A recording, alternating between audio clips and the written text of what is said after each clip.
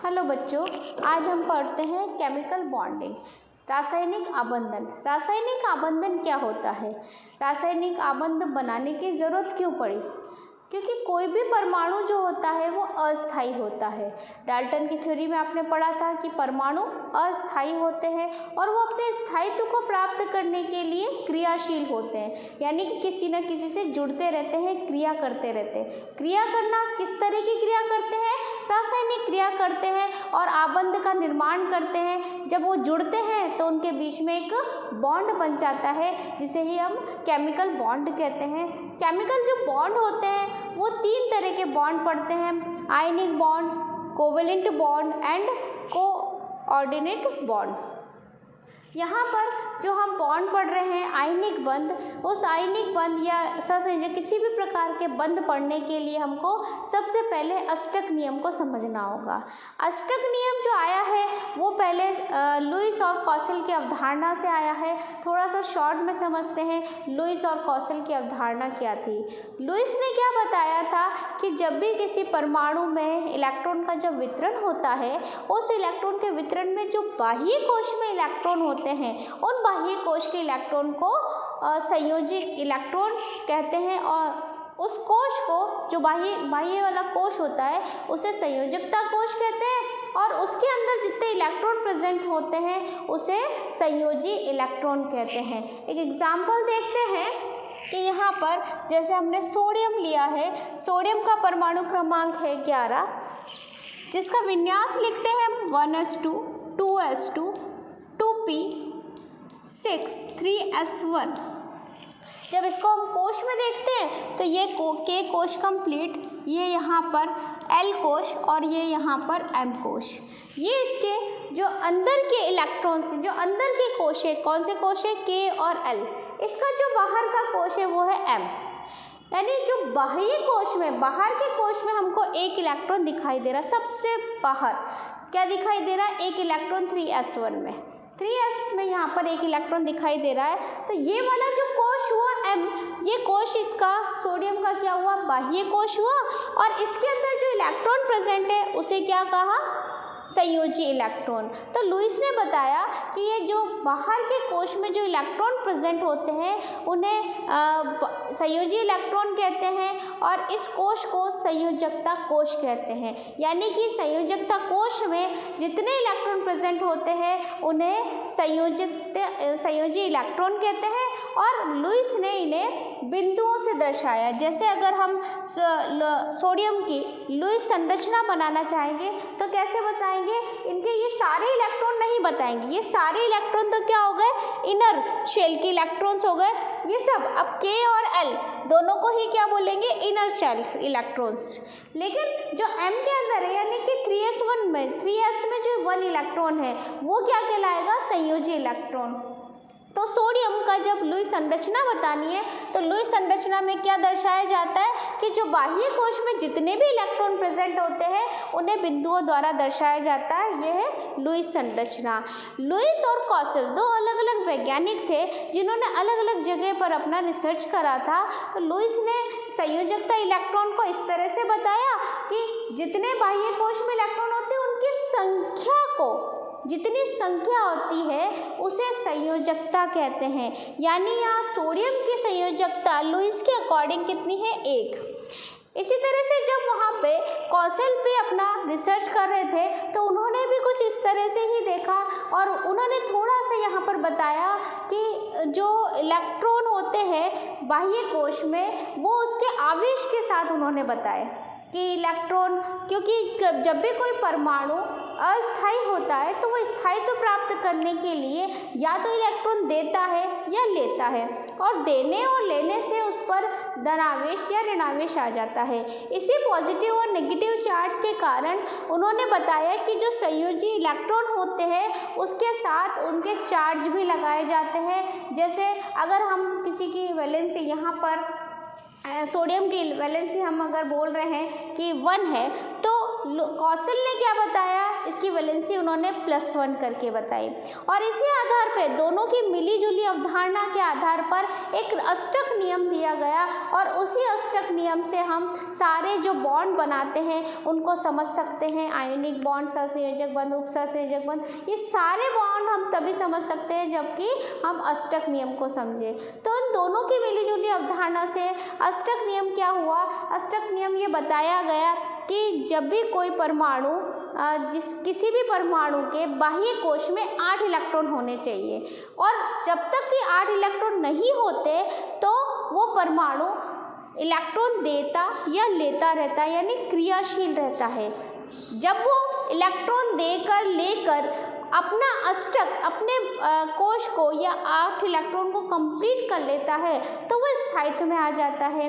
अष्टक नियम में उन्होंने बताया कि बाह्य कोश में, जैसे यहाँ पर बाह्य कोश में 1 इलेक्ट्रॉन दिखाई दे रहा है, अष्टक नियम ने बताया कि अष्टक नियम के अकॉर्डिंग जो बाह्य कोश जो भी होगा, जिस भी परमाणु का जो भी बाह्य कोश है, अगर इसका ये है L है तो L में, M है तो M में, किसी में भी बाह्य कोश में 8 इलेक्ट्रॉन प्रेजेंट होने चाहिए। 8 इलेक्ट्रॉन के लिए वो 8 करने के लिए अगर कम है 8 से तो वो क्या करता रहता है, उनको इलेक्ट्रॉन को ले लेगा और अगर 8 से ज़्यादा है तो वो इलेक्ट्रॉन को दे देगा। लेकिन अपने पास कितने रखना चाहता है, 8 रखने से उसके पास क्या हो जाता है, अष्टक पूर्ण होने से वो स्थायित्व में आ जाता है।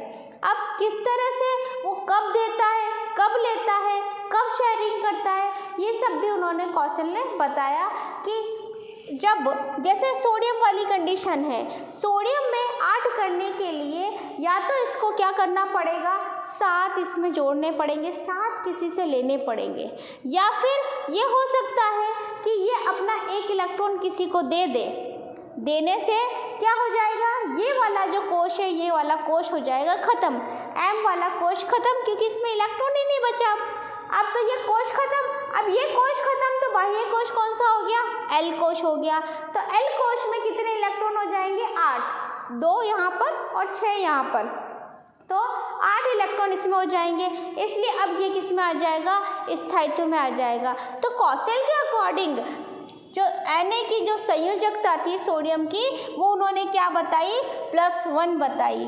क्यों बताई +1, क्योंकि अष्टक नियम करने के लिए, अष्टक नियम को फॉलो करते हैं जब, तो ये क्या करते हैं, 1 इलेक्ट्रॉन को दे देते हैं, देने से यहाँ पर क्या आ जाता है, इसके बाह्य कोश में 8 इलेक्ट्रॉन आ जाते हैं और ये इस पर पॉजिटिव चार्ज आ जाता है। अब पॉजिटिव चार्ज क्यों लगाया, आप इस तरह से ध्यान रख सकते हैं कि जब जो कोई भी किसी को देता है तो कौन देगा, जिसके पास धन होगा, धनी किसी को दे सकता है, और जब देता है तो देने वाला धनी हो गया, उस पर क्या हो गया, धनायन आ गया।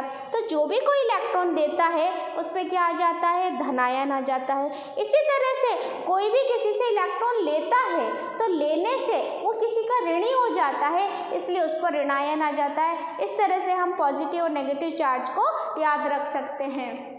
तो यहाँ पर तो हो गया कि M कोश में से 1 इलेक्ट्रॉन था तो इसने किसी को दे दिया, देने से अब इसका अष्टक पूरा हो गया।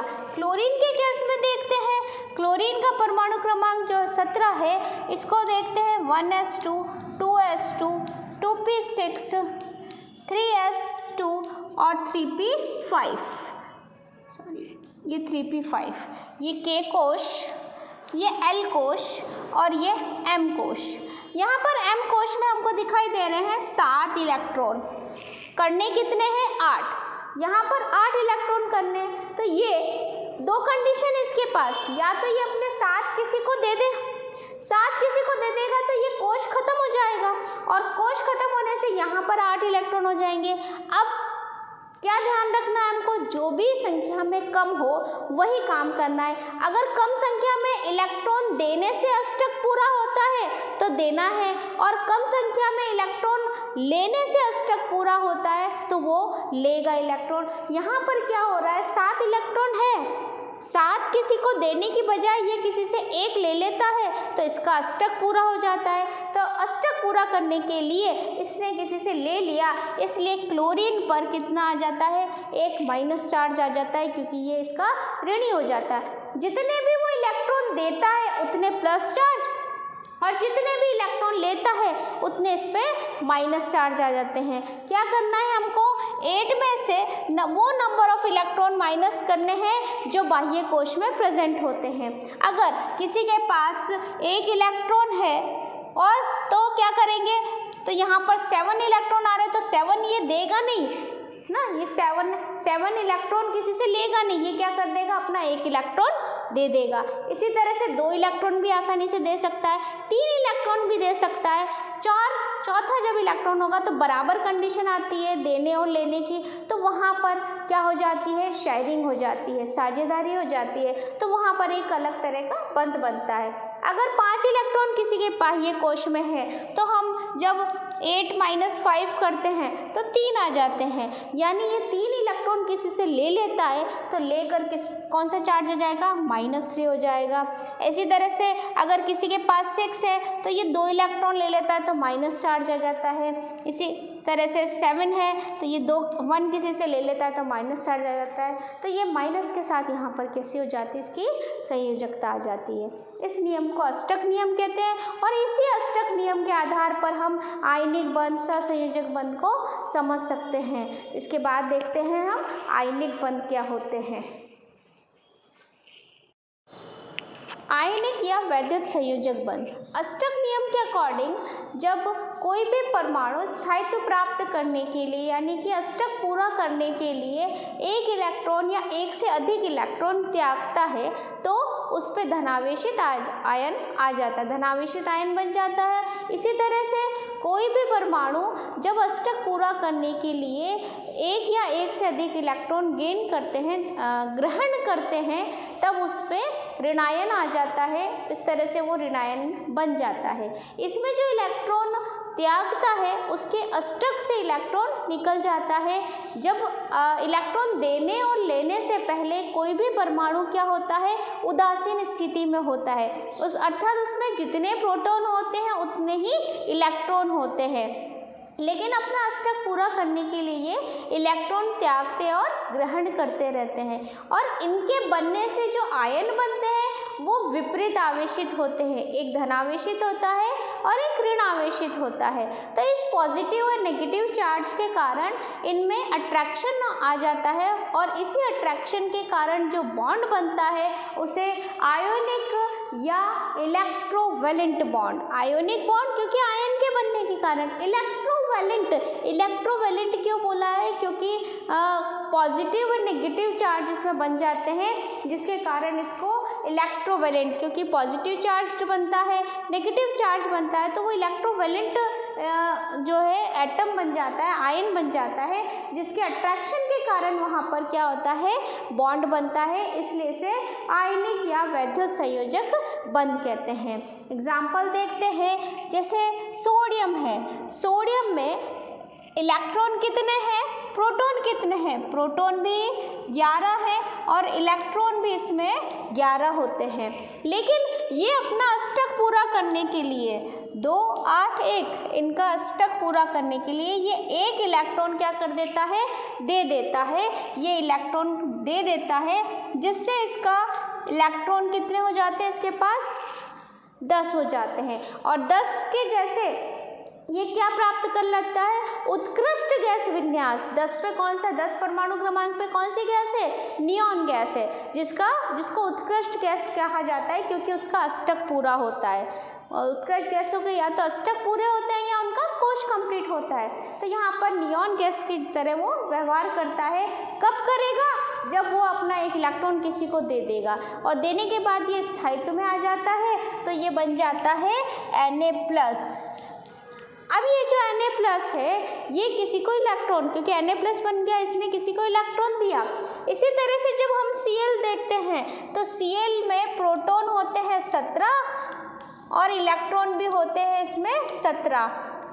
यहाँ पर विन्यास लिखते हैं 2, 8 और 7, ठीक है। तो यहाँ पर ये 7 इलेक्ट्रॉन किसी को दे या फिर 1 इलेक्ट्रॉन किसी को ले सकता है। तो ये जब किसी से 1 इलेक्ट्रॉन ले लेता है तो इसके कितने इलेक्ट्रॉन हो जाते हैं, 8। तो इसमें अब विन्यास क्या हो जाता है, 2, 8, 8।